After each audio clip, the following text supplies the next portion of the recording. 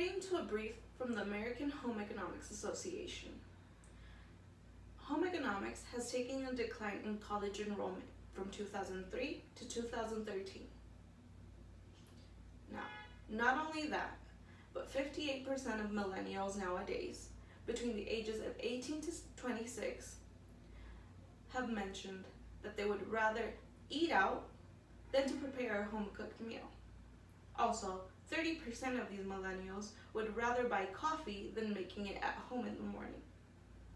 Now, are they taking into mind their spending habits and also the nutrition habits?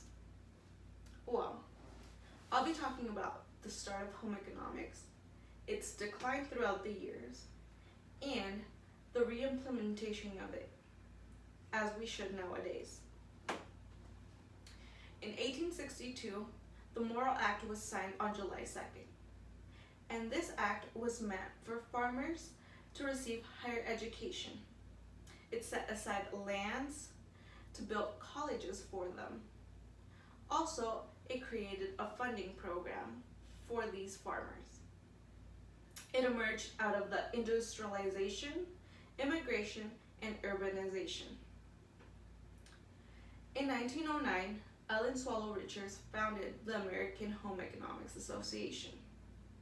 With that, she took lead in teaching these life skills, such as personal finance, nutrition, diet, childcare, home and interior design.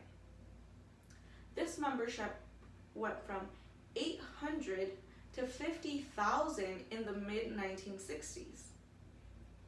But with this rise came a decline.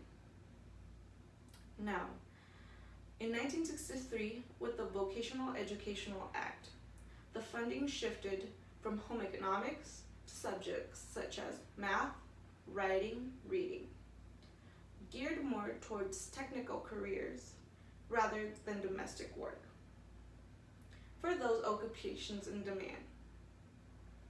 Now, not only that, but at the end of the 20th century, there was a name change in the foundation. It went from American Home Economics Association to Family and Consumer Sciences.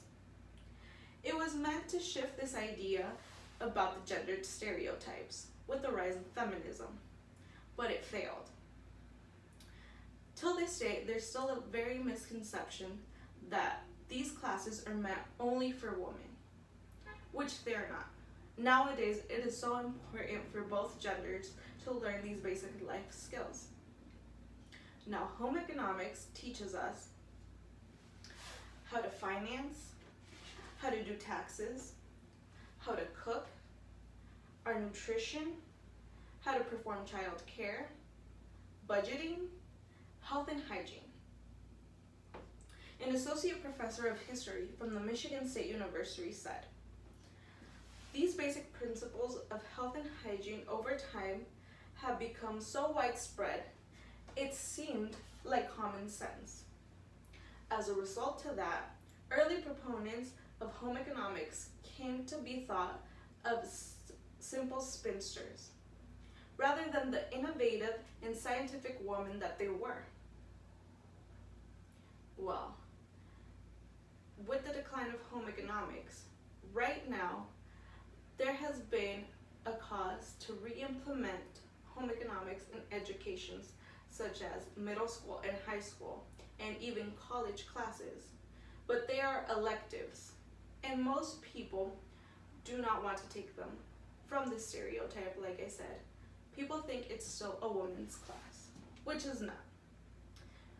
From the data I gave at the beginning of this speech, you can tell that millennials do not know how to finance and that they lack information on nutrition. That's why it's so easy and convenient for them to just go out and buy a meal rather than prepare it at home. Now, in a soccer prefecture named Tadaharu Minamizu from Japan said to the CBC radio in Canada, "People would not be as healthy as today as they are, and gender equality wouldn't be as prevalent. Boys also learn to sew and babysit. Because of that, we now have younger generations of men who contribute to raising children. And this is true. Every day we're breaking that stereotypical role. And with home economics being implemented in education, that would be one step further to breaking those stereotypes.